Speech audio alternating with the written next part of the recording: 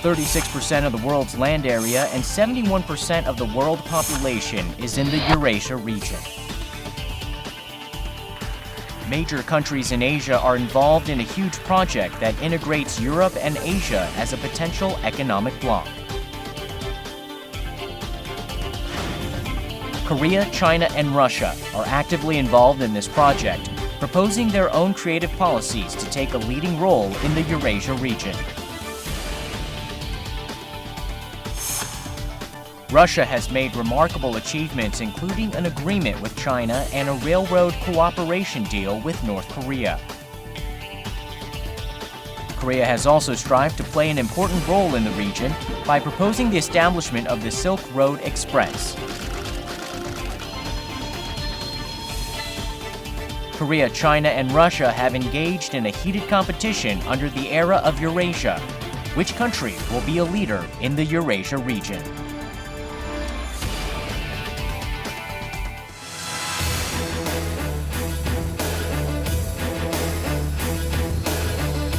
Thank you for tuning in. You're watching Up Front. I'm Na Hyun-kyung. I'm Yu Jong-soo. Now today we will be discussing the increasing attention on Eurasia as a region. In the studio we have Ambassador Konstantin Vunikov, the Russian ambassador to Korea. Thank you very much for being here.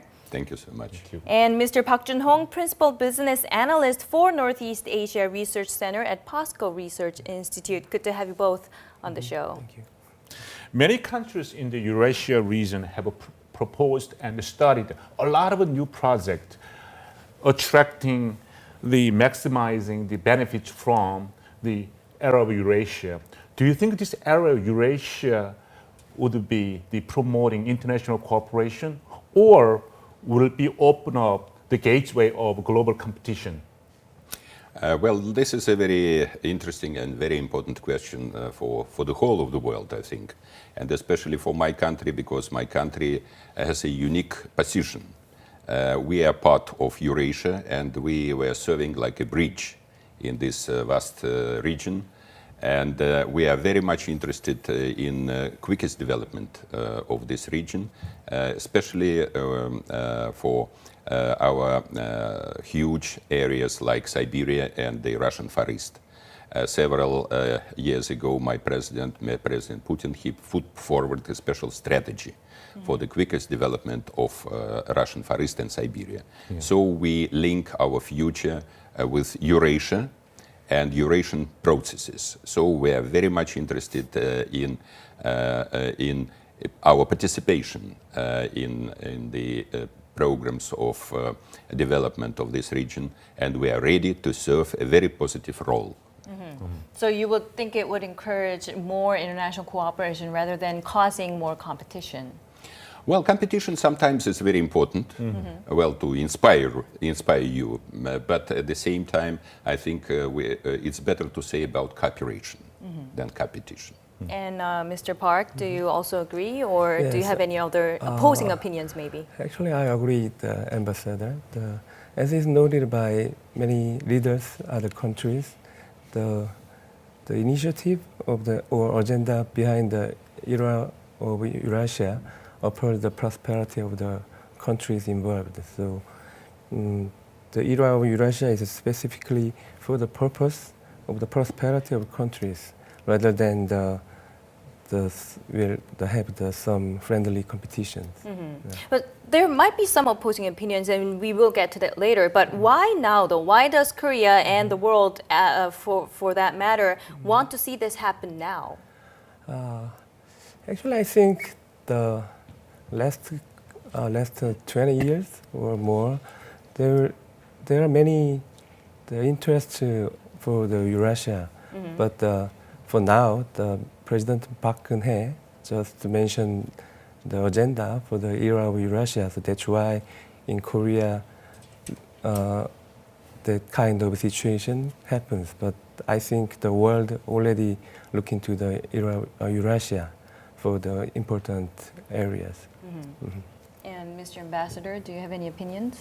I think we are to add that Eurasia is part of Asia Pacific, and it's part also of another continent, Europe. So this comprehensive initiative is to play a very important role in the future of the whole world. And some people, they predict that not only Asia-Pacific, but Eurasia can become a real engine of comprehensive growth of the whole mankind. Now, there are already several different economic blocs, groups around the world. We have the EU, we have the NAFTA, the APEC, ASEAN, and recently Russia, Belarus, and Kazakhstan have agreed to form an economic union to boost trade among the countries. And the speculation is that more blocs will be emerging in the near future. Ambassador, how strong these economic blocs created in the Eurasia region impact the world economy and security and peace? Well, actually, I'm not very happy to use this word bloc, because it's from my point of view as a diplomat, it's better to say about union or unification or some kind of community or community, because bloc it resembles the Cold War era and fire struggle between two camps or blocks. So I think you mentioned a very important organization, which is the Eurasian Economic Union. Now consists of 3 countries, the Russian Federation, Kazakhstan, and Belarus. So we established several years ago, we established the customs union as a first step towards unity of our economies and to create a united market. And the market is quite huge. If we combine the population of our 3 countries, it's around 175 million people. It's a huge market, and many of my Korean friends from business community, they are very much interested in crossing only one boundary. It's necessary to cross only one boundary with the goods. So, and the bloc, this bloc doesn't suit to our union because it's opened. And now several other countries, they officially ask the participants for the membership. I mean, first of all, this country from Caucasus, Armenia, and another country of the Central Asia, Kyrgyzstan. So very quick, they will become full-scale members. So it's opened for the membership. Now, you did mention that some of your Korean friends are interested in this initiative, but what's the mood like in Russia, especially with regards to some of the business opportunities involving the 2 countries, Russia and Korea? Well, I think our business is also very much optimistic about the future of our cooperation. And now we can combine the 3 countries' possibilities and facilities and everything which is needed for cooperation with such huge economies like Korean economy. And it's not just mere trade relations, but also investment and very important huge projects, for example, in energy, in shipbuilding, in automobile building, and many other spheres. I think it will be absolutely win-win situation. Mr. Park, we heard that you visited Russia recently. What have you found? Yes, in April, I went to the Far East Russia for 2 weeks and to see the cities around surrounding the Silk Road Express, such as the Vladivostok, Khabarovsk, and Irkutsk. And I met the governors and mayors to research about that, the expectations and the potential for the Eurasia initiatives. And their reaction were very positive, and some of them wanted the Korea to actively joined with the high tech in area of the energy, IT, construction, something like that. And just as the ambassador says, there are many opportunities there for Russia and for Korea also. I mean, we have very low energy and resources, and but on the other hand, Far East Russia has many resources, energy, but not many people live there, and also not much capital. So maybe we can make a synergy also there. Now, before we delve deeper, we have an expert joining us via Skype, Donald Johnston, the former Secretary General of the OECD. Hello, sir. Thank you for your time today. Now, why do you believe Eurasia's economic potential, growth potential, is promising, especially for Korea? Well, because it's not been exploited in terms of its economic potential to date the way it should be. I mean, here, and I'm thinking of Korea, where Korea sits relative to that. Here is China, which is 1.3 billion people, one of the fastest growing economies. Now, it's slowing down at the moment, but it's a powerhouse, as we all know. Japan, which is still, if you like, now the third largest economy, I suppose. China is I think now number 2, or might be number 3, but the fact is that China per capita GDP is very low. I mean, you know, when we talk about GDP and size of the economy, we're talking about the whole economy. So you can have a very large economy, but very low per capita GDP. So there's an enormous amount of potential consumption power in China. And I'm thinking of the whole Eurasian area, moving towards Russia and the CIS states and Kazakhstan, Mongolia. That the whole thrust of that conference was let's look to the west instead of always looking to the to the east, if you like, and always looking to the seaboard and looking out from there. Whereas there's this enormous potential in Asia itself, and Korea is very well placed to take advantage of that.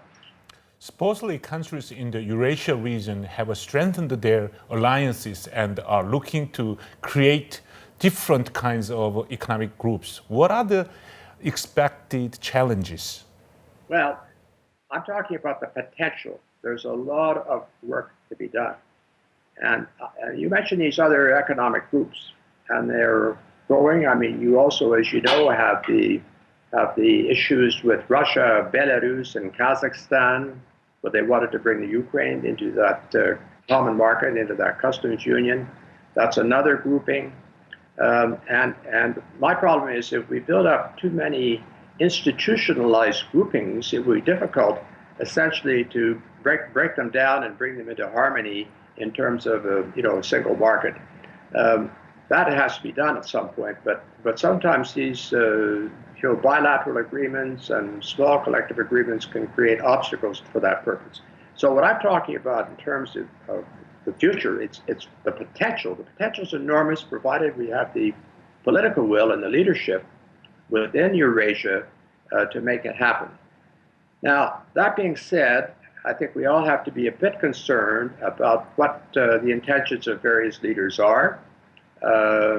President Putin has obviously staked out a position regarding Ukraine, which is creating some geopolitical tensions, and which can interfere effectively with what I see as a way forward for a growing and prosperous market in Eurasia. And also, of course, we have North Korea. The part of the thought was, and that we've all thought of for years, is that there should be effectively a rail communication between South Korea, starting at the port of Busan, which is one of the largest container ports, and would allow it to be an importer and transship through North Korea, right through to Russia, Western Russia, and all of the CIS countries, and even into Western Europe. That has enormous potential. So you do believe that South Korea has a great geological advantage? Well, even in the current situation, there's an old saying that in real estate, that what's the great advantage of good real estate? It's location, location, location. That's an old mantra of all real estate developers, and it applies in Korea and everywhere else. Korea basically enjoys location, location, location. It's basically centered in one of the most developed countries, centered in the region of the world which has the most economic growth potential. And also, it can be a hub. It could be a financial hub. It could be a transportation hub. It could be a service hub. I mean, it's a sophisticated, extraordinary what Korea has done. I mean, do you realize, for example, since the disastrous effect of the financial crisis of 1997, 1998, when I spent a great deal of time in Korea, everybody said, the miracle on the Han is finished. That's it. They're going to take decades to get out of this situation. Well, it took them exactly 18 months. And Korea effectively has doubled its GDP since that time. Now, that says a lot about Korea's capacity to be resilient and tenacious and to really make things happen that need to happen. So Korea has all the infrastructure, all the talent to become a huge powerhouse. And of course, North Korea is a problem, no question about it, because of if you want to develop this Eurasian concept, that railway could be a very important linkage. All right, thank you, sir, for your time today. Donald Johnston, the former Director General of the OECD.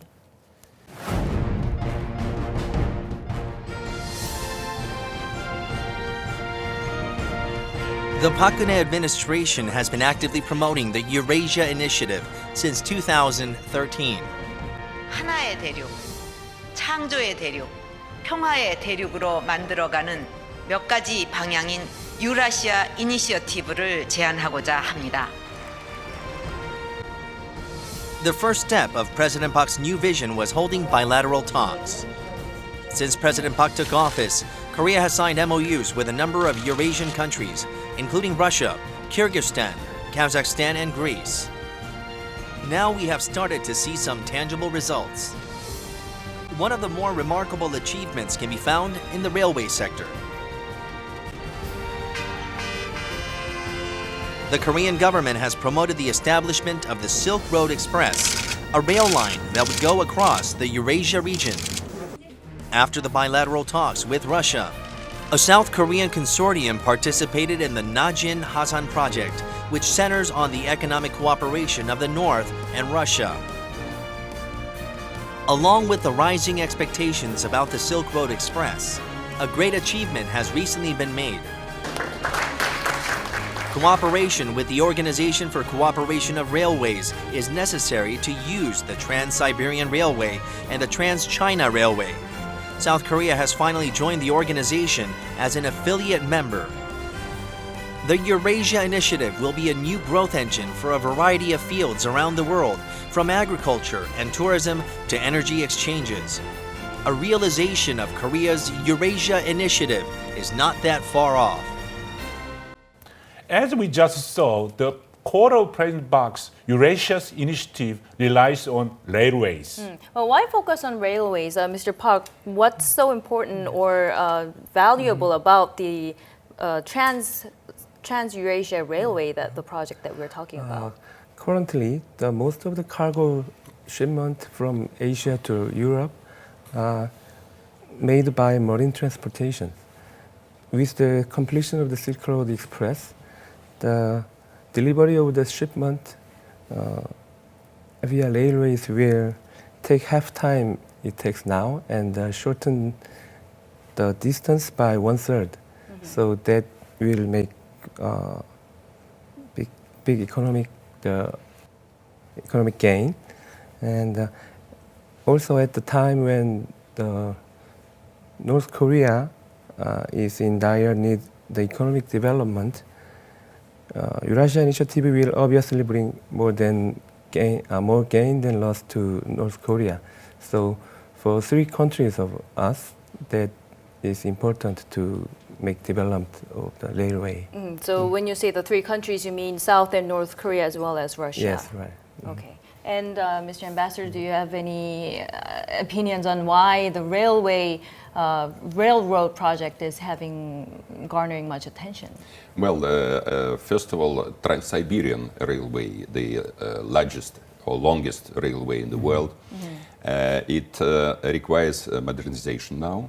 And we are investing a lot of money from the central budget, and at the same time we are inviting foreign investors also, including our Korean friends, to invest money in modernization of Trans-Siberian Railroad and another railroad, which is also very important, Baikal-Amur, which is going on the north. But we are talking about Trans-Siberian, and one of the largest and very important projects for us, and not only for us, but for two Korea states, is the linkage of Trans-Korean Railroad and Trans-Siberian Railroad. Right. So it will be very important, as Mr. Park said, economically, because economic efficiency will be very high, shorten time, and less money for transportation. But we cannot overlook the North Korean risk factor. Do you have any opinions on that? Well, actually, our contacts and our job with North Korea shows us that North Koreans are very interested in this project, and without their consent, we could not sign this MOU, first of all. And plus, we, Russian side, invested a lot of money in the pilot project, which is called Hasan-Rajin, for the full modernization of the railroad connecting our boundary and the port of Rajin. And at the same time, we invested a lot of money in the construction of a special pier in the port. So everything is ready.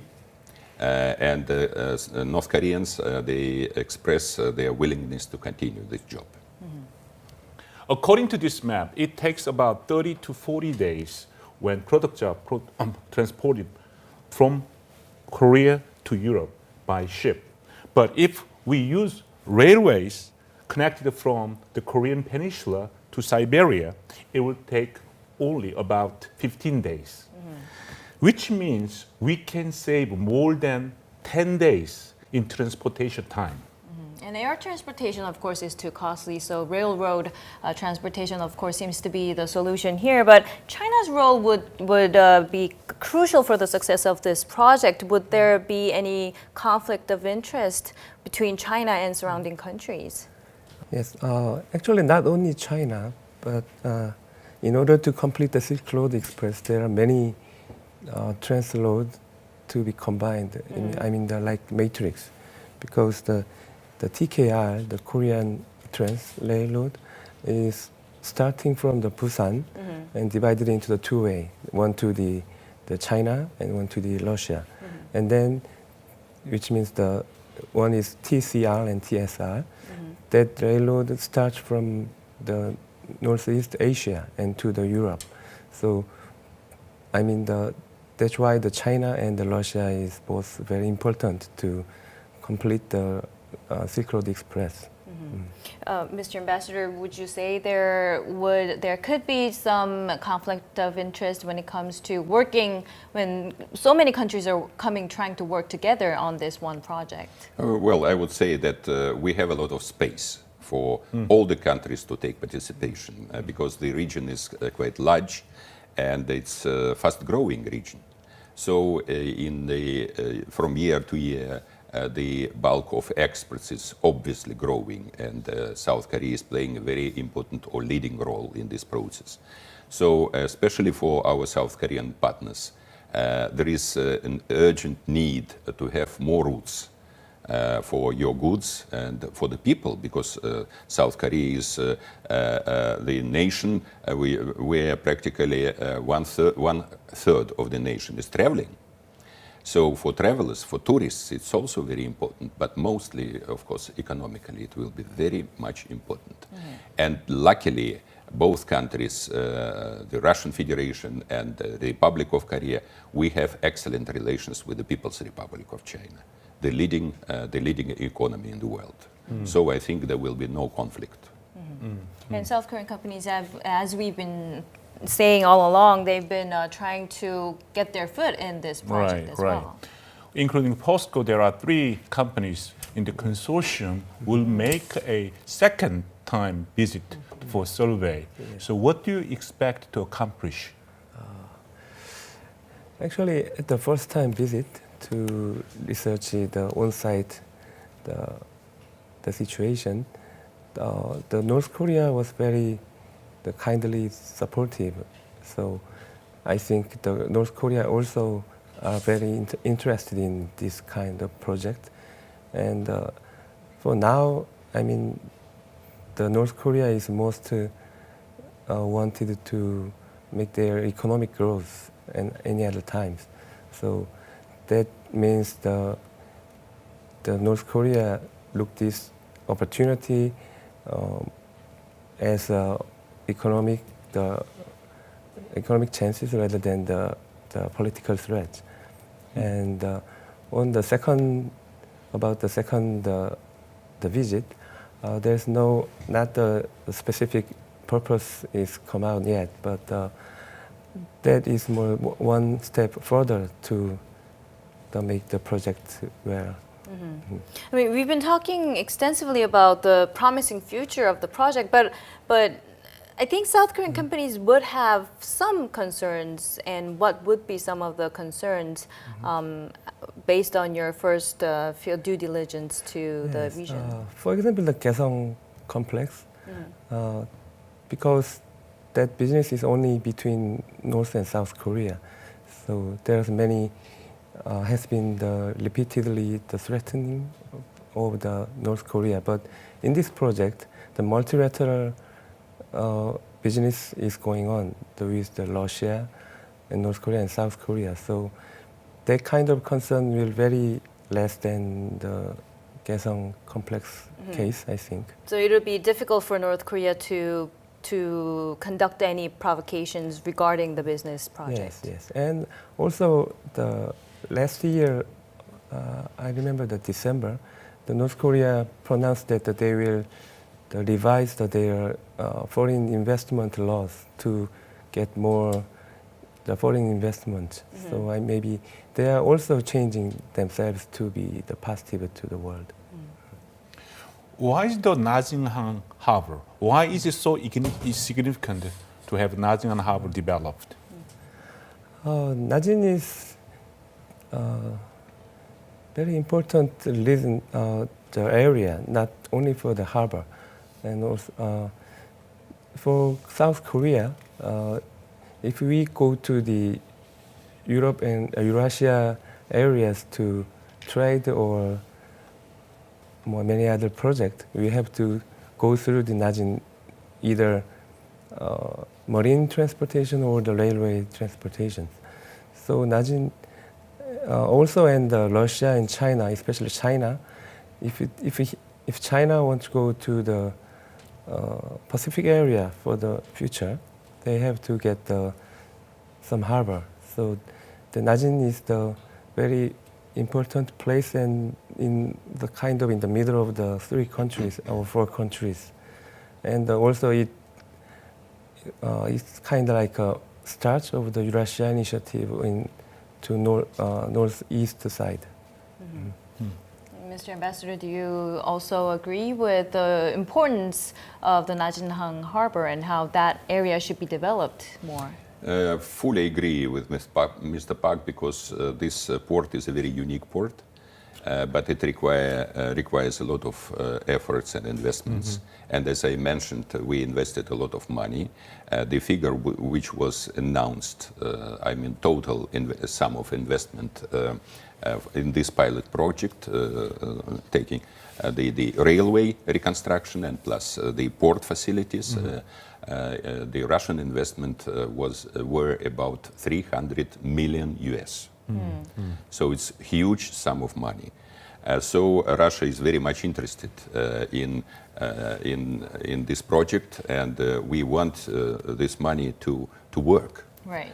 And at the same time, we want our money, our investment to be back with the profits. So we invited the consortium of South Korean companies, and the port is the key center of this project.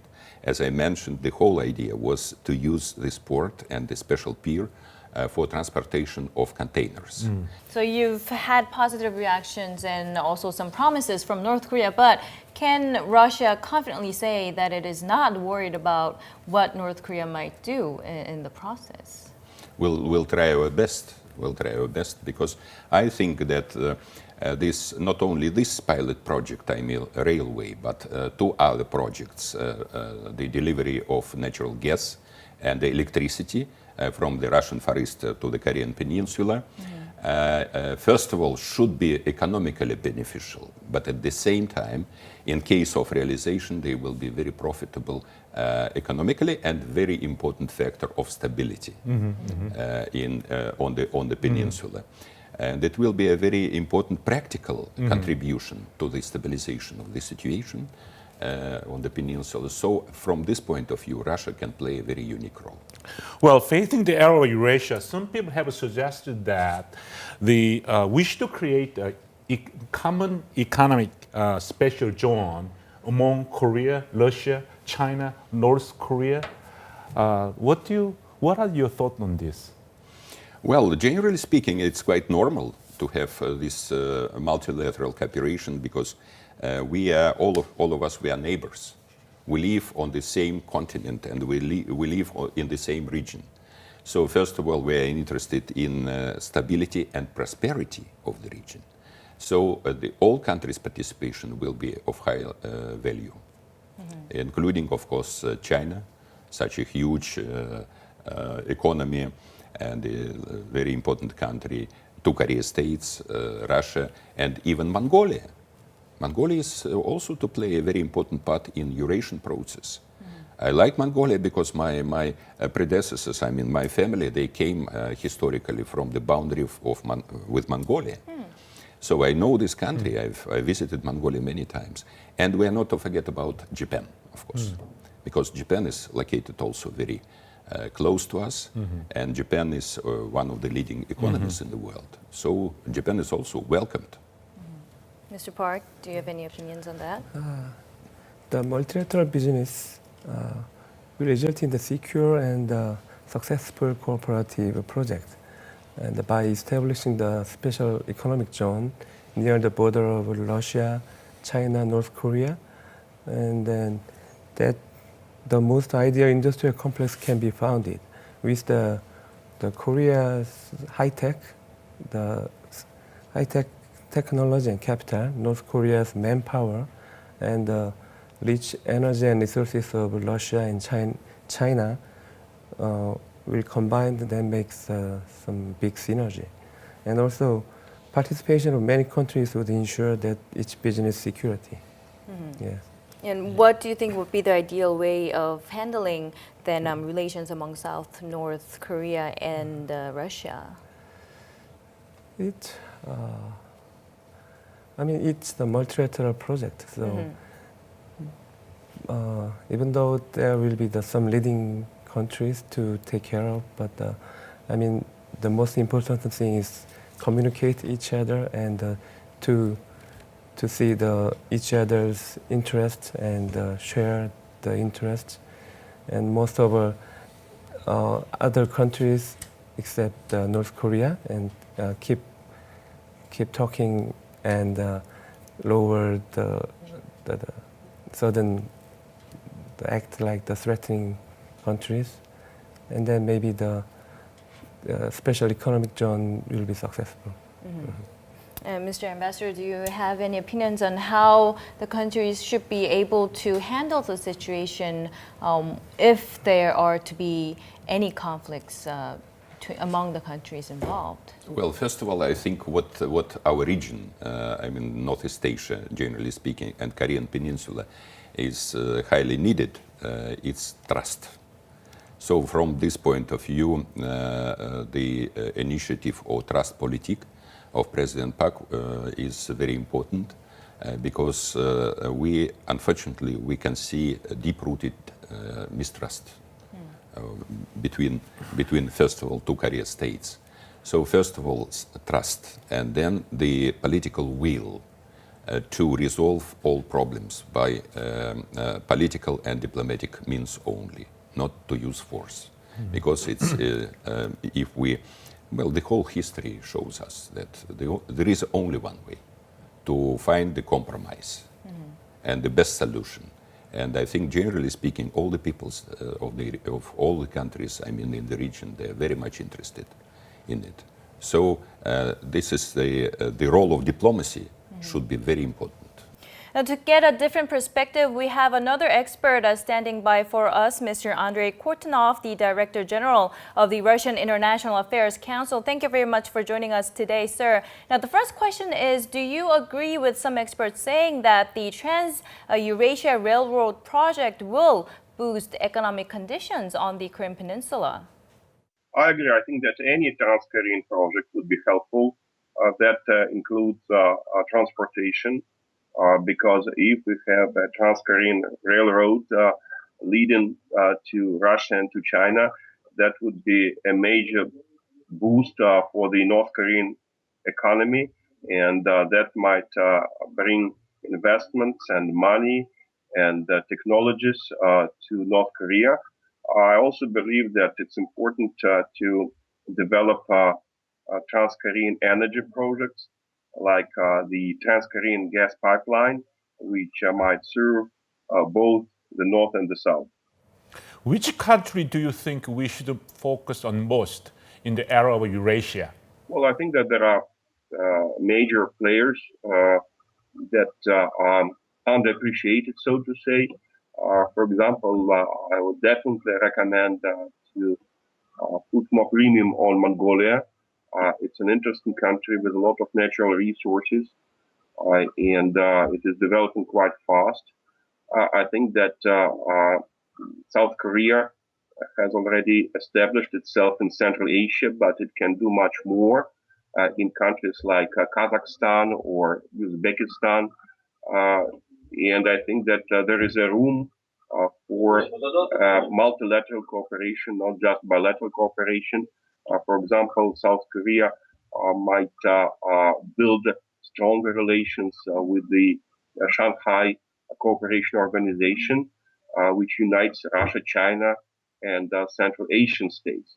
So there are various opportunities, and we can hope that South Korea will demonstrate its usual activity and enthusiasm and its ability to innovate.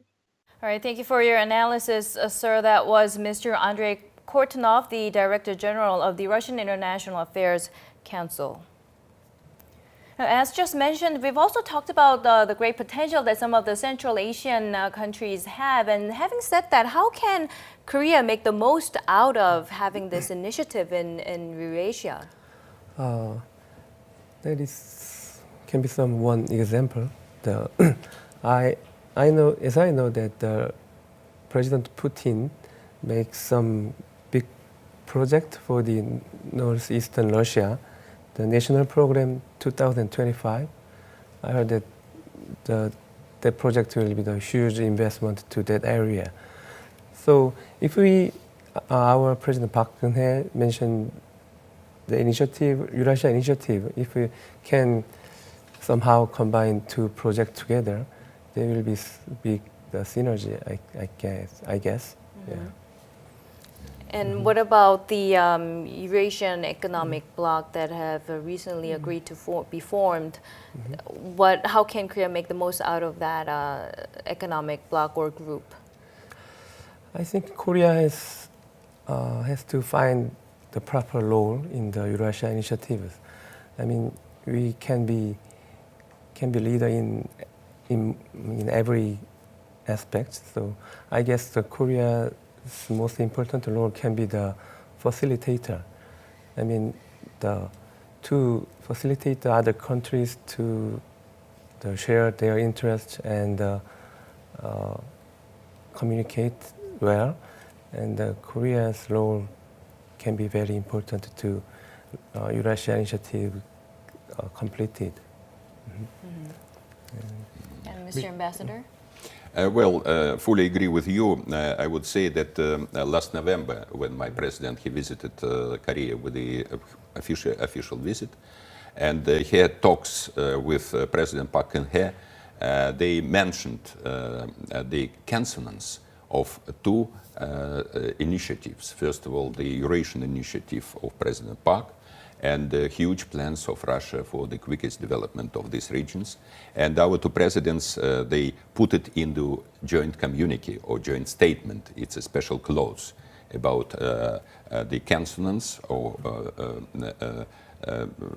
similar ideas or similar vision of our two countries towards the future of this project. And at the same time, they reached an agreement to cooperate in a very positive way in future, and we have very good discussions how to make our plans and the Korean plans together. And I think we need your cooperation, and Korea, as you mentioned, highly needs the participation of Russia, of my country.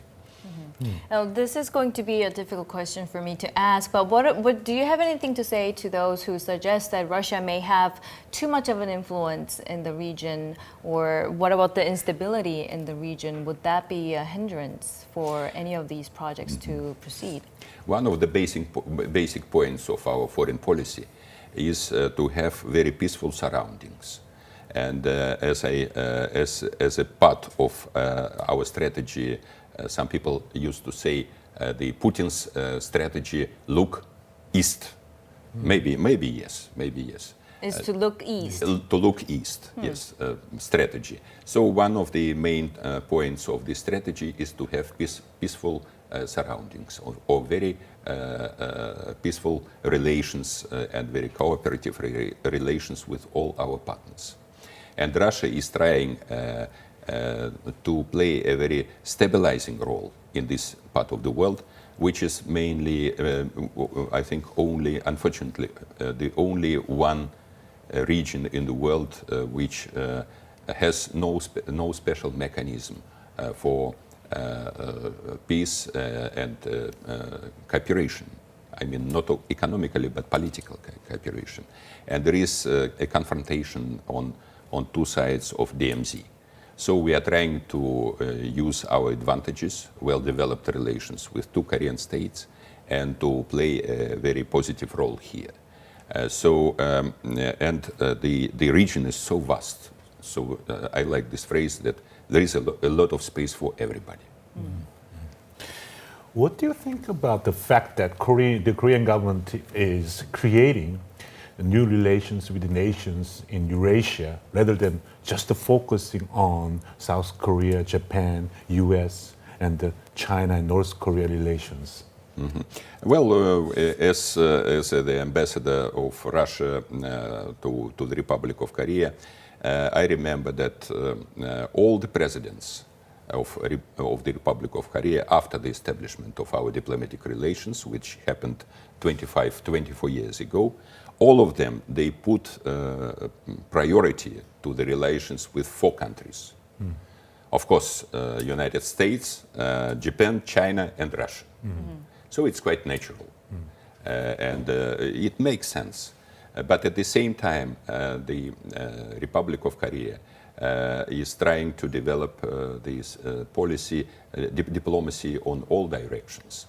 For example, Central Asia, which is also very important factor of the stability in this region, and other directions. So we are in favor of this vision and of these principles. We don't see any difficulties for our foreign policy, because one of the basic assumptions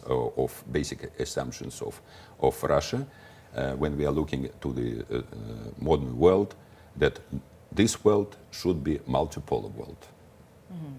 And would you say South Korea can successfully take the lead and benefit from the initiative? I think your country, beautiful country, I like Korea very much, can become one of the polars.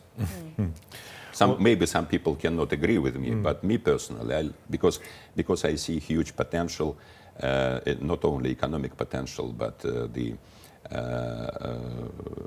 many spheres when Korea can play a stabilizing role and maybe leading role, high technology. Well, Ambassador, if you would like to offer advice to Korean government, what kind of a vision and concrete strategy should the Korean government take? First of all, I think well, it will be impolite to interfere in the internal relations of the country. It's a basic principle for diplomacy. But at the same time, I think, me personally, maybe in this case, I am talking not as the ambassador, but I have my PhD in history, like a scholar. I think that the policy, especially foreign policy of the Republic of Korea, should have many directions, and the main principle should be national interests of the country, and Korea has everything to fulfill its tasks on the international arena, and we'll be very happy that in the nearest future we'll see more sophisticated cooperation between our two countries. We are ready for this job. And Mr. Park, would you also say that South Korea can take the lead? And based on your experience, your own experience from having been involved in the project. So concerning the era of Eurasia, President Park Geun-hye already renders, I think, the three visions about it. The one continent, the creative continent, and the last one is a peaceful continent, right, for initiative. The growth power of one continent would encourage economic development for Korea. Creative continent would emphasize job creation, and the peaceful continent would help the peace of Korean Peninsula. The government has to make specific step-by-step action plans to achieve three visions and develop consensus with peoples of the surrounding countries. And then the Korea also take many advantages and give them to other countries also. So we will have to wait and see if the South Korean government can truly make the most out of and achieve the initiatives and the visions that you just quoted as well. Yes, I think we already made the visions, and the next step is to make it happen, right? Yes, for that we have to make the specific action plans. Yeah. We only just can imagine in the head, but we can act with some clear plans. All right, so we will definitely keep our eyes on the details when they come out. Thank you, Ambassador Vunikov, and thank you, Mr. Park, for coming onto our show today and sharing your insights. Thank you so much. Thank you so much. Thank you for watching. And that's all we have for today. Thank you indeed for watching. We will be back next week.